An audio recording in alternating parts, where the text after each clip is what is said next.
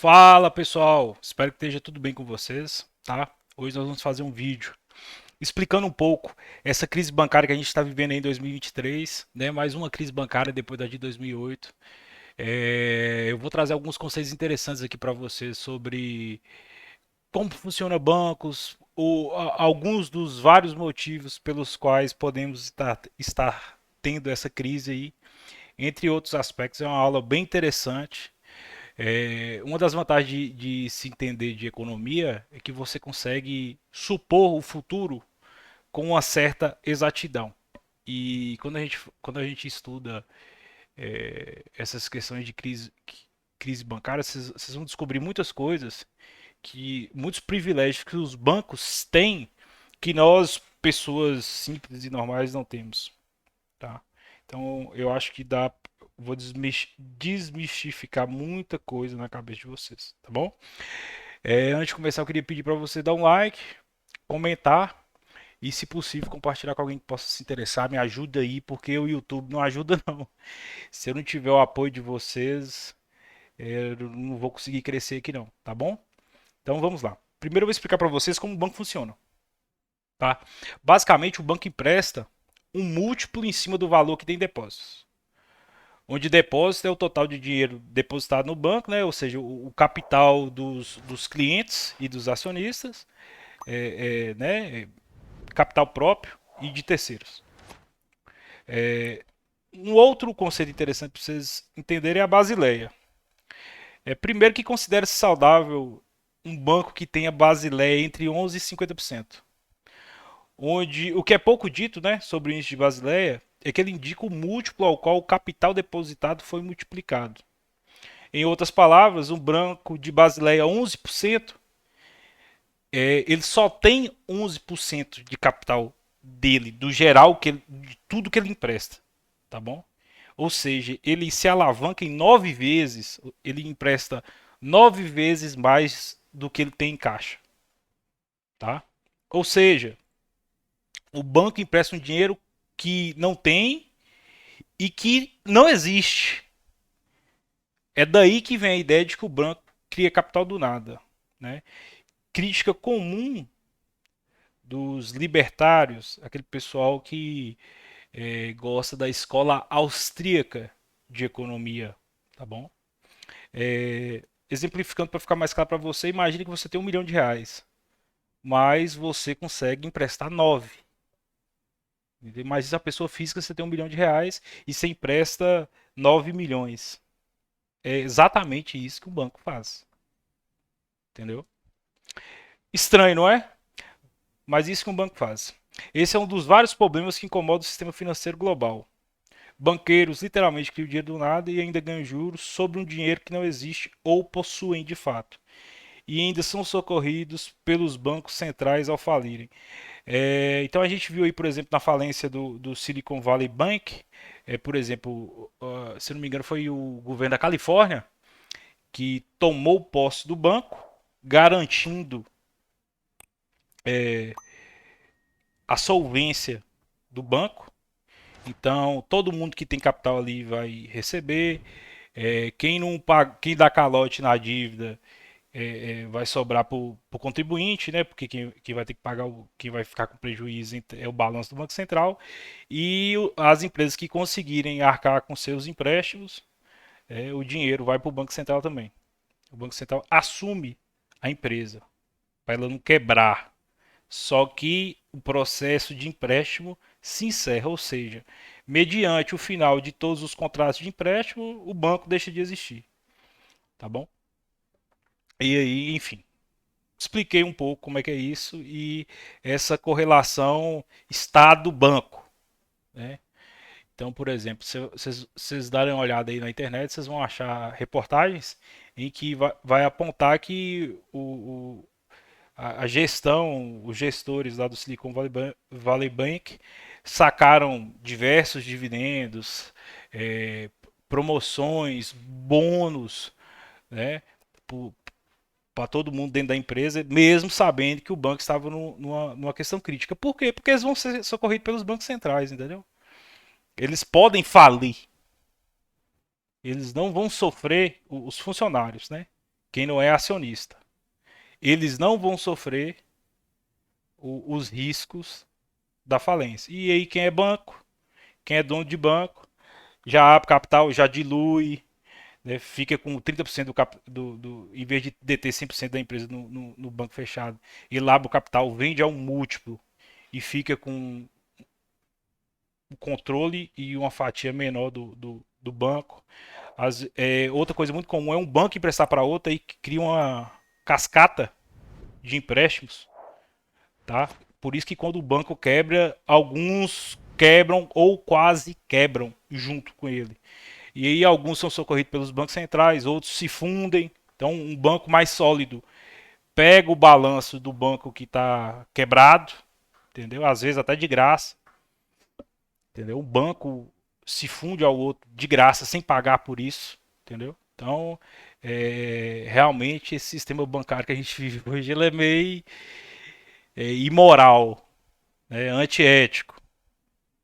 Então aqui eu faço uma dou uma explicada para vocês. O banco tem X, onde X é 11% do capital emprestado e ele empresta 9x, tá? Agora nós vamos entender um efeito que é chamado de corrida bancária. Então vamos lá. Isso aqui é uma reportagem da CNN. A condição do Silicon Valley Bank, SVB, se deteriorou tão rapidamente que não poderia durar apenas mais 5 horas.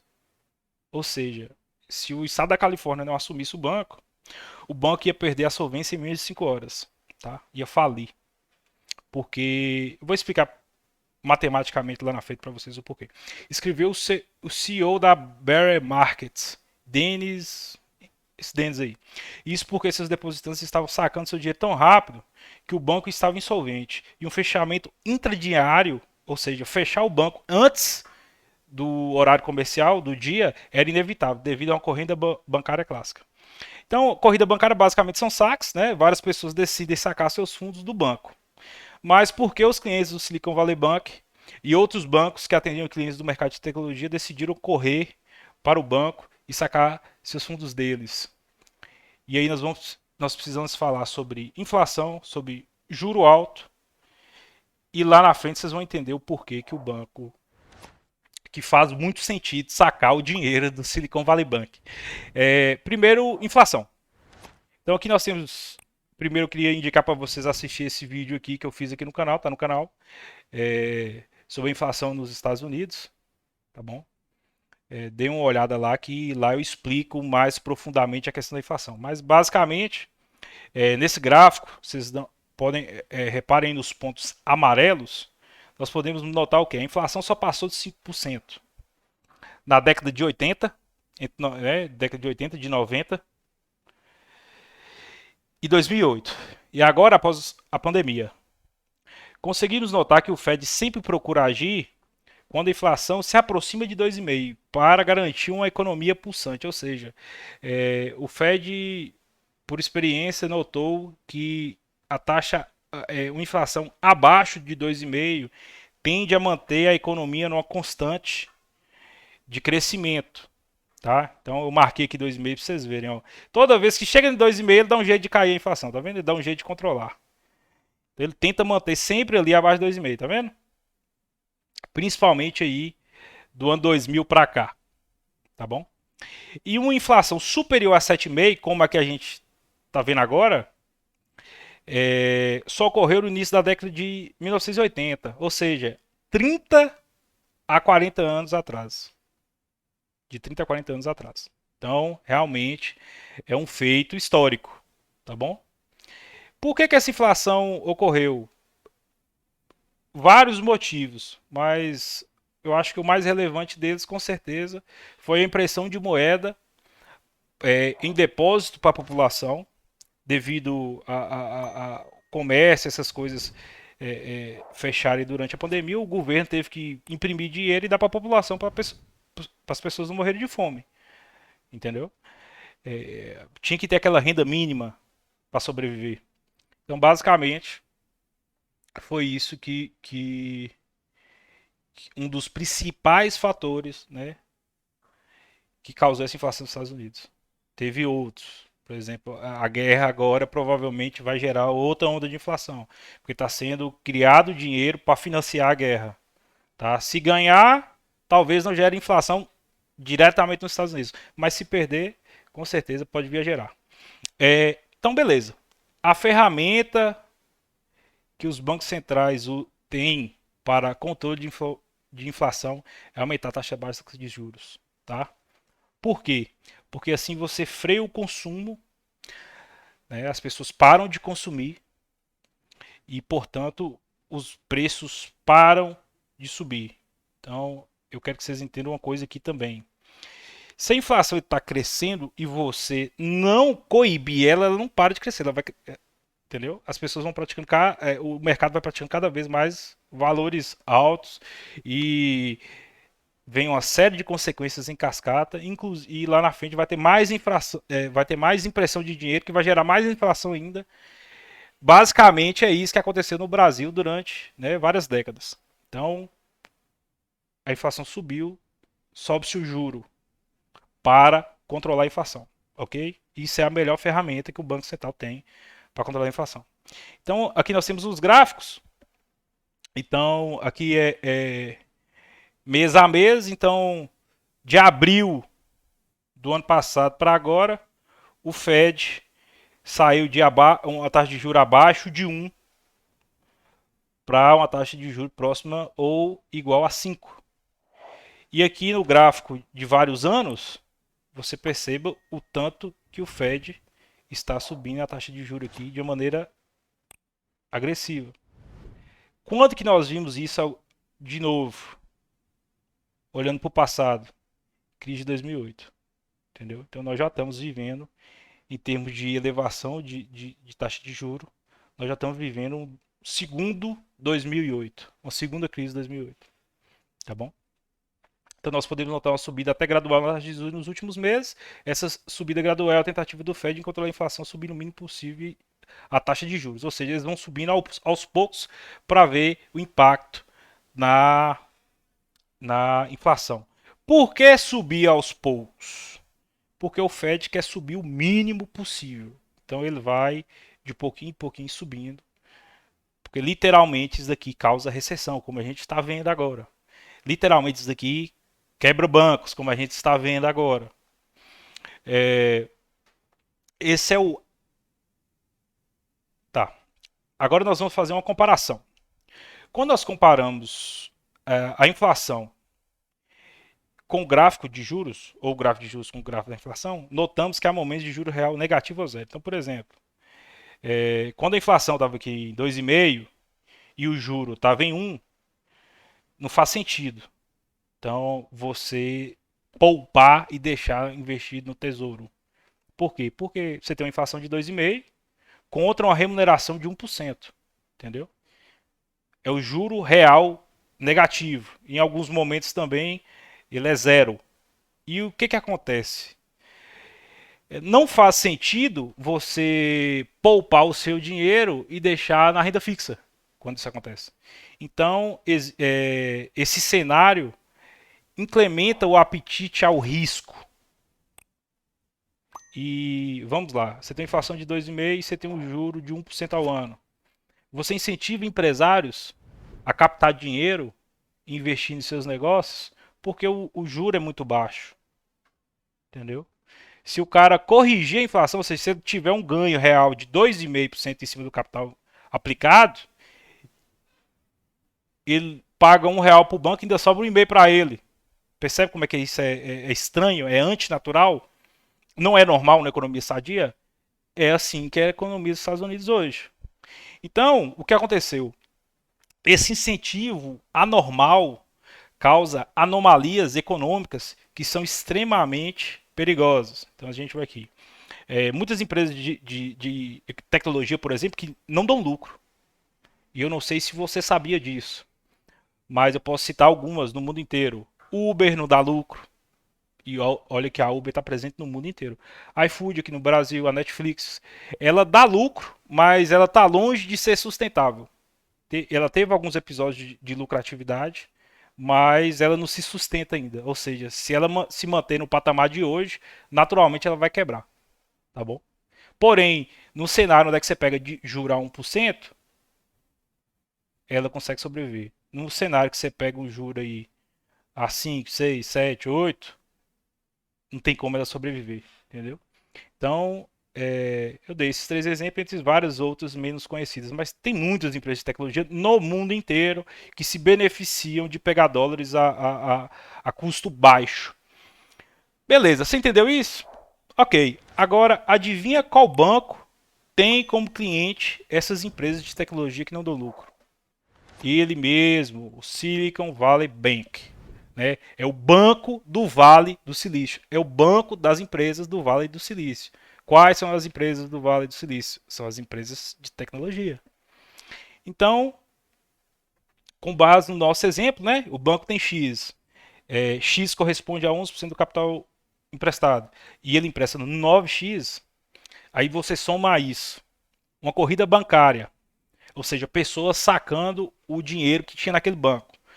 Se as pessoas estão sacando o capital do banco, o valor de X diminui. Portanto, a alavancagem passa a ser superior a 9 vezes. Então, deixa eu dar valores. Eu tenho 1 milhão e emprestei 9 milhões, tá? Só que agora sacaram lá do meu banco e no meu banco só tem 100 mil. Só que eu tenho emprestado 9 milhões. Então, meu índice de alavancagem, que era 9 vezes, foi para 90. E aí o banco é insolvente, entendeu?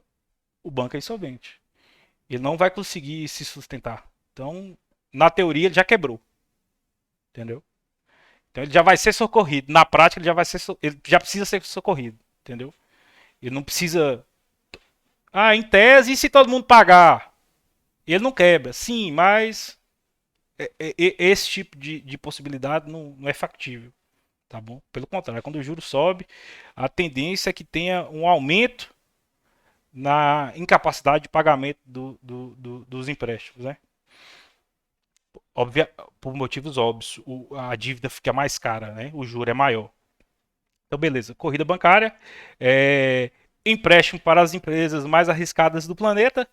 E grande parte dessas empresas nem lucro dão, ou seja, podem não ter como pagar o empréstimo que foi pego, tá?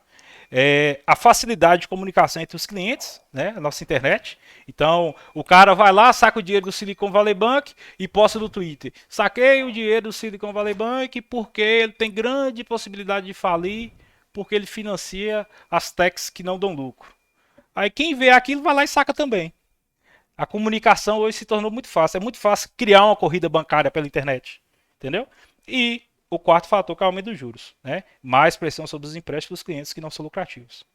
Portanto, naturalmente, o banco se tornou insolvente. Essas informações podem ser novidade para você, mas não há nada de novo na quebra desse banco. Quem entende de economia sabia que isso viria a acontecer mais cedo ou mais tarde. Por que, que ele sabia? Esse cenário de juro negativo ou igual a zero não é saudável. Em relação à economia, quando você, que lá no livro Antifrágil, agora me fugiu o nome do autor, mas ele chama isso de intervencionismo ingênuo. A economia é uma máquina complexa, orgânica, com pessoas atuando. Se você fazer alguma mudança nela que não seja saudável, vai ter inúmeras consequências. Entendeu? A mais simples, a mais previsível delas é o banco que empresta dinheiro para a empresa que não dá lucro quebrar. Entendeu? Então, simplesmente porque o juro, né, está extremamente baixo, o negativo, somado a empresas sem lucro, levaria os bancos expostos a esse empréstimo a quebrar naturalmente quando o juro subir. Foi a explicação que eu acabei de dar para vocês. Então, é, algumas informações aqui fogem do senso comum. Por exemplo, não citamos em momento. Perceba que esse problema da guerra que está acontecendo em 2023, ela não foi nem citada. As consequências financeiras dessa guerra ainda virão. Entendeu? Então, estamos vivendo um momento tumultuado agora e poderemos viver um pior logo mais. É outro evento que pode impactar na inflação futura, já que dinheiro está sendo gerado para financiar a guerra e, portanto, aumenta a base monetária. Se aumenta a base monetária, causa inflação. Esse aumento da base monetária, pessoal, deixa eu ver se. Ah, não, explica aqui, eu vou chegar lá. Outra informação interessante, e que aqui é muito triste para nós brasileiros, A inflação americana afeta o mundo inteiro. O dólar é a moeda do mundo. Portanto, novos momentos difíceis já podem ser aguardados. A gente viveu um momento aí, aqui no Brasil, de inflação alta, esses dias, né, alguns meses atrás. Apesar que a inflação não está totalmente controlada ainda. Mas teve produtos que multiplicou por 2, por 3 vezes o preço. Aí você vai ver os dados da inflação brasileira, sei lá, se bateu muito alto foi 40%. Mas 40% não dobra, né?